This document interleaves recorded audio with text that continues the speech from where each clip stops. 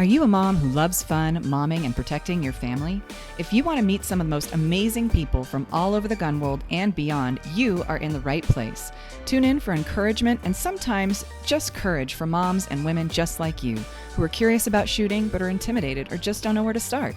Hey, all you tough mothers out there. I have got a really cool guest for you today, Ginny Thrasher. She is a 2016 Olympic champion in women's air rifle, which is like the coolest thing ever. You can find her on all social media at Ginny Thrasher. But Ginny, I just have so many questions for you. I can't wait for you to share your experience with our audience. How did you get into it, and what was that whole process like? Well, thanks for having me, first of all. But yeah, I started shooting when I was probably like 13 or 14. And I'd been to the shooting range a few times with my dad. And then when I was in eighth grade, I wanted to go hunting with my grandfather because every year my grandfather took my dad and my two brothers hunting, and I wanted to go with them. So I went to him and I was like, "Can I go hunting?" And I thought he was going to say no, but he was like, "Oh my gosh, yes, like please, let's go hunting." And so we went the fall of eighth grade. I went deer hunting for the first time. And I kind of had a realization while I was hunting that like, I like shooting. Hunting, maybe not so much, like getting up at 4 a.m. It's cold, waiting for a deer to walk by. Not so much, but the idea of like shooting and pulling the trigger and all the adrenaline that came with that was super thrilling to me. So the next year, when I went to high school, the high school had a varsity air rifle team. So you could letter in football or soccer or softball or air rifle. How cool And is I was, that? yeah, you don't see that all over, right? So I was like, okay, I'm going to try out for the team. Let's see if I make it, right? So I went, and they actually had like an open practice night. And I went to the open practice night, and most people, they get their safety briefing, they learn about sight picture, they shoot with an air rifle off of sandbags for a little bit.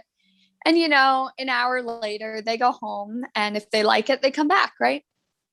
For me, 3 hours after getting there, my mom had to drag me off the range and be like, "Okay, we're leaving now. Like we have to go eat dinner."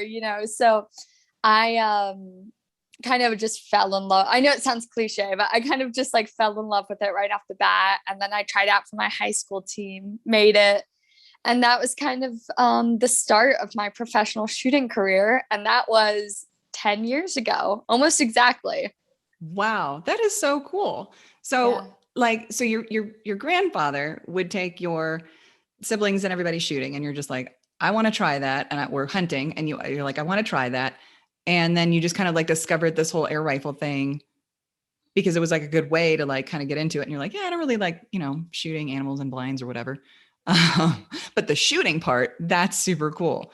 So how did you go from high school varsity shooting, which I'm assuming is what you're at, to Mm-hmm. the Olympics? Like how did that happen? Yeah, that was actually a relatively quick journey for me. Most people do not have that journey so quick. And I don't say that to like brag. I say that so people know that like, oh, 5 years after picking up a gun, she won an Olympic gold medal. This must be a really easy sport. No, not at all. But I get that comment all the time, and it grinds my gears because it's not an easy sport. Sometimes the journey just takes a different amount of time, right? So I started that first year with my high school air rifle team. And then my sophomore year, I started on like a travel team in addition. So I was shooting both. And the travel team, we would go across the country and shoot. And in the high school team, we would go across like the northern area of Virginia and shoot. And I then picked up small bore in my sophomore year. So that's the 22 caliber, which is the other rifle event that's competed at the Olympics. And I started training and getting good and enjoying it. And I started going to like junior Olympics and nationals and just was kind of climbing. And then I started thinking about like, oh, this is an NCAA sport. I could do this in college. So I started looking at schools, had a few schools on my list. And then my junior year started like, you can go drive over to the schools and say hi and see what's up. And my senior year, I took official visits, which is where you go and you spend 48 hours with the team and with the coach and you get to know them. And hopefully by the end of the official visit, you know whether that's a good fit for you or not. So the whole time I wanted to go to West Virginia University, which was the number one school in the NCAA Division I. And so I wanted to go there. I really liked the coach and his style and the team and their kind of culture. And I knew like I was good enough. I could do this. So I actually ended up signing with them, like committing to go there fall of my senior year. Wow. And okay. Yeah. And then spring of my senior year, I qualified for my first international match. And how does that qualification like happen?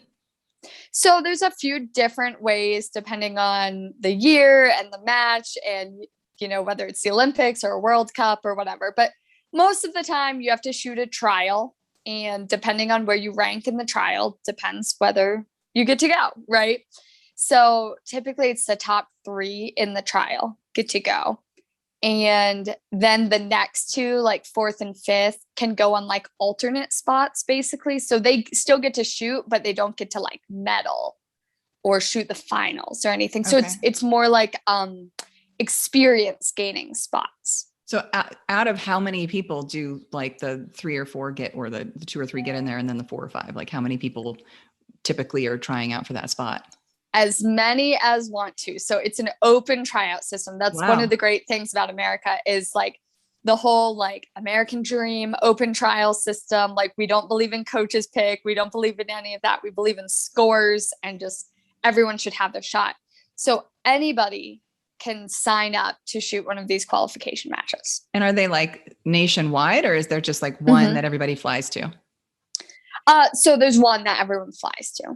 Okay. So you're just like, I'm just going to go for it and do it. And then that is, was it like scary? Was it like nerve wracking, or were you just like, I got this, no big deal? No, I was so excited. And it was one of the very first match I qualified for a World Cup at was actually a smaller match because it was kind of during like the collegiate season. So there weren't a lot of people there. It was mostly like, they're really good people. And I ended up coming in like 6th or 7th at the time. And I was like, this is amazing. Like, oh my God, like, look how well I did. Like, I'm keeping up to these amazing people, you know, who have been shooting for years and years and years. Some of them post NCAA career, you know, some of them shooting, representing the US Army, you know, a lot of different people at levels and ages. And so at that time, I had no idea how the qualification worked to the World Cups or any of that. So what happened was somebody in front of me basically said no to their slot. So one of the top 3 said no, and then the slot went down. So I got an alternate slot for my very first competition, and which is perfect, right? That's who an alternate slot should be used for, right? The person who's never been in high school to gain experience. So I remember that match vividly because it was in Munich, Germany, and it was over my senior prom. And I remember I got the call inviting me the same day I got my prom dress. Oh no. And we turned around and I returned my prom dress. You're like, priorities. Exactly. And I remember calling my boyfriend at the time and saying like, oh my gosh, I'm going to Germany. I'm going to shoot it. And he's like, oh my, like, that's great. When is it? And I'm like, oh, it's over prom. Da, da, da, da. And he's like, what? Oh. You're not going to go to prom with me? And I was like, this is not working out, actually. To this day, he's like my heart was broken. She chose you, this thing in Munich over me. Exactly. So I remember doing that and going to prom. And then the next match I had was nationals. Nationals was also a qualifier for the next World Cup. So in that match, I actually came in 3rd and qualified for a full-on open spot. So did that, went to Azerbaijan. That's where my second international match was, and came back and like a week later started college. Wow. Okay. So not super busy then. Oh, it only gets worse. So I started college and, like little wide-eyed freshman, no idea what she's doing. But that was the first time in my life I really had like all of the resources, like I could shoot as much as I wanted. Cause when I was in high school, I had more limited range time. I had different coaching. I had more equipment. I had a team that was of the same level or better than me, So I really had all the resources. And about, one semester into college, everything just started coming together, like all the hard work and all the, just the momentum, I guess. And I started shooting really well, like just getting new personal best and shooting really well. And by the time we went to NCAA championships, which is kind of, as a collegiate athlete, that's what you prepare for all year, which was in March. So we go there and the first day is small bore. So everyone shoots a small bore from the top 8 teams that are competing for the NCAA title. The second day is air rifle. Same thing, top 8 teams, 5 athletes each team competing for air rifle. And then they add the scores up. Whoever has the highest total score, whichever team has the highest total score wins the NCAA championship. So how do they do the scoring? Like, what are the qualifications for each one? Yeah, that's a great question. So like any sort of target shooting, basically, the closer you shoot to the middle, the more points you get, right? So for both events, you have 60 shots. This is in NCAA. In international, it's, maybe you shoot a different number of shots or a little different, but the target's the same size. The gun's the same. All the rules are the same, just FYI. So anyway, in the collegiate system, you shoot 60 shots each gun. So your small bore, your 22 caliber rifle, and your air rifle, your .177 pellet gun, you shoot 60 shots each.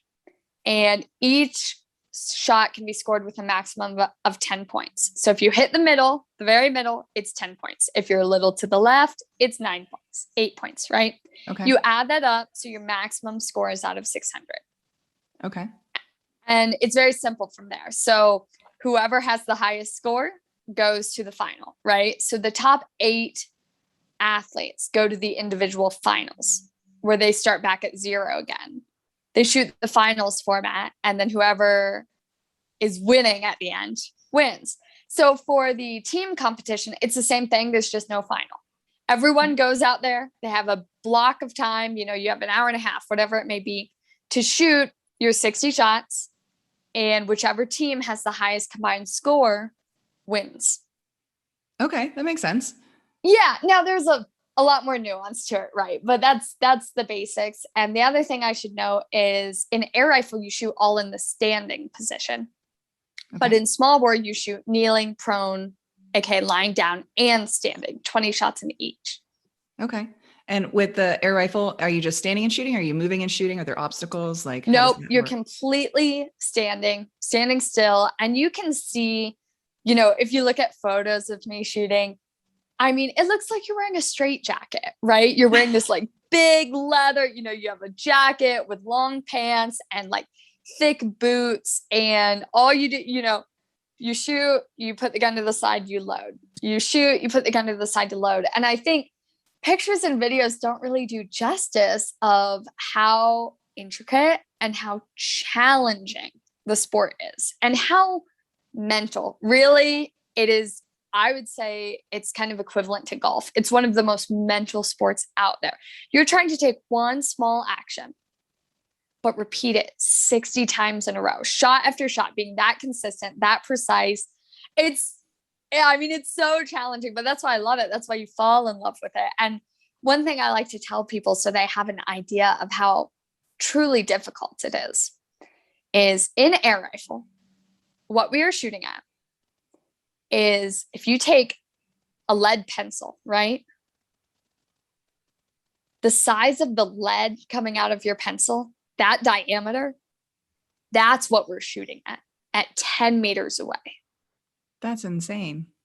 Exactly. So when people come up to me, they say the funniest things, but like, oh, I shoot squirrels in my backyard. Do you think I could go to the Olympics too? Like, quite candidly, no, I don't, because for 10 years, I've been doing this for hours and hours and hours every day, and it's such a challenging and difficult sport, but that's why I love it. So Squirrel holding a pencil. yeah, a squirrel holding a pencil, and then you shoot just the lead. That's nuts. So you guys are, I mean, I had no idea that the targets were that small. Like I thought they were like maybe, like a silver dollar or something, where you Nope. Wow. So that's like super precise. And so what's the point of like the heavy jackets and like all the leather? Is that just kind of like tradition, or is that like, does it serve a purpose? Yeah, I would say everything we have serves a purpose. And the jacket and the pants, they serve for a few different reasons. And one of those is to keep us more still. And a lot of people are like, well, Ginny, if you're more still, then isn't that defeating the purpose? Like if everyone has a jacket and that makes them more still, doesn't that create an unfair? And the answer is no, because the jacket serves many more purposes than just stillness. But even if it did just serve stillness, what it's doing, what the jacket and the pants do, is they allow our physical differences, right? They allow an even playing field on our physical differences. The same with all the adjustments on the gun, right? The adjustments allow the butt plate to go up and down. You can have different risers to have your sights at different levels. Again, my neck is a different length, and therefore I need different adjustments. And what you're doing then is it's similar to like correcting for vision, right? Well, Right. because one kid was born with poor eyesight and one kid was born with 20/20 vision, should we just say to this kid, no, you can't be good at this sport? No, right? Like Right. let's even out all those physical biological differences we were all born with and make a sport where truly what happens is the hard work you put in is the outcome you get out, right? It becomes a sport that I would say is more skill based than like natural athleticism based. So tell me about that. Like, tell me about the mindset and like the training that you do. Like, what do you feel is like the most important? What do you do each time you train? Before I get to that, I just want to circle back and talk about some other things the jacket does. Oh, and yeah. that allows us to shoot for longer periods of time, right? And the longer the game is for any sport, the more you can see kind of like the more difference there is between someone who's really good and someone who's just good, right? Right. So the jacket gives us the ability to hold the gun for as long as it's needed, because if you didn't have the jacket and pants, you physically could not hold that gun for an hour and a half. Like it is 12 pounds. It is too heavy, right? So you physically could not do it. And that creates a situation where maybe we're shooting 5 shots instead of 60 shots, and then people can get lucky. Whereas with 60 shots, you have to be time and time again, shot after shot, mentally tough. And so it really highlights the mental aspect of the sport. And it also prevents injury with like low back pain, things like that. So we're allowed to get into those positions that are more stable because we have the jacket and pants supporting us. So how does the jacket help you carry the gun? So the jacket and pants are very stiff.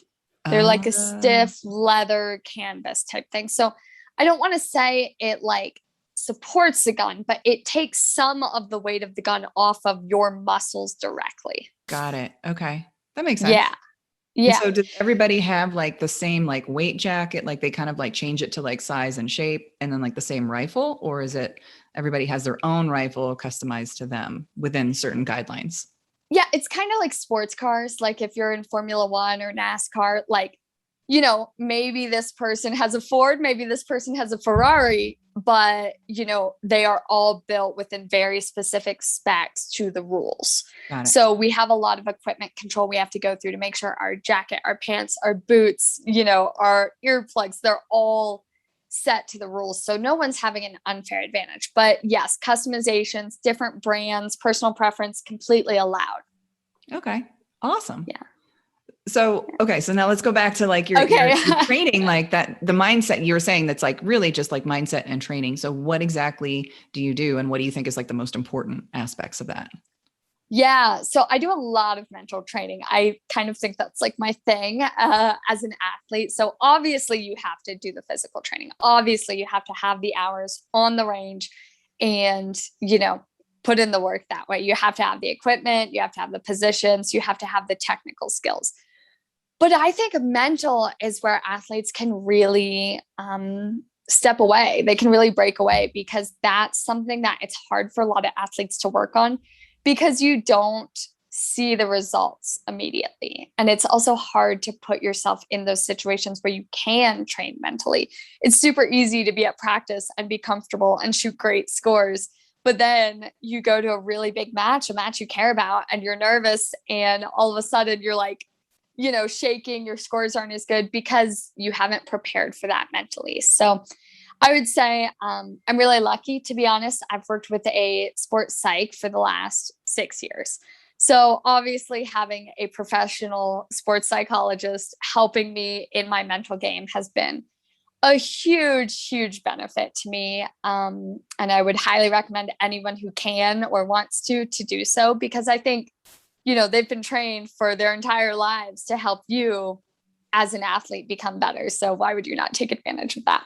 But anyway, so I do that. I also do a lot of reading on the mental game, and I try to incorporate a lot of those concepts into my day-to-day training. I think people think the mental game is something that has to be practiced just on game day or match day, and that's not true. You have to be consistent every day. So like I do specific journaling for my shooting. Well, I do that every day I shoot, not just on match day, right? Or breathing techniques, or, the self-talk, the inner dialogue I have going on. So I would say, the mental game's really difficult to train, but I think it's the most rewarding. But I'm kind of nerdy like that. I'm into the psychology part of it. No, you're absolutely right. Mental game is huge. I mean, just in general in life, I used to, coach owners of businesses. So I understand that like the mental part of that is like the most important part. If you can have all the time, all the talent and all the technical ability, but if you have self-defeating thoughts going on in your mind, you're just going to like blow it. You just, I can't think about it. You're getting in your own way, right? And how could we ever expect to perform when we literally have our worst enemy up here getting in our own way? It's like, wait, how can I turn this guy into my best friend instead? How can he be, or she be, empowering me to achieve my goals? And that's, I agree with you that the mental game probably is one thing from sports that transcends into post-career to retirement, right? And there's a lot, the perseverance, the dedication, all these skills, facing challenges, sacrifices, time management, all these skills you learn in sports that will help you through the rest of your life. But I think the mental game is just, the carryover is huge. Couldn't agree with you more. Hey, all you tough mothers. There was just too much good stuff to cram into one tiny podcast. Never fear. Part 2 of Ginny Thrasher's Olympic gold story is coming soon in the next episode. Great job. You made it to the end. You are one tough mother. If you enjoyed this podcast and want to support the work that we do and keep the good lovin' coming, subscribe, rate, and review on iTunes, Spotify, wherever you're listening. What's that? You're one of those crazy mother followers that wants more of this nonsense? You got it. Subscribe to the Moms Love Guns YouTube channel, follow us at Moms Love Guns on Instagram, and join our free private Facebook group to connect with other women just like you in an encouraging and non-judgmental community. If you want to share even more love, share your new favorite community with a friend or all of your friends, maybe even a few enemies, just to be safe. Get out there, overcome your fears, be not afraid. You have got this.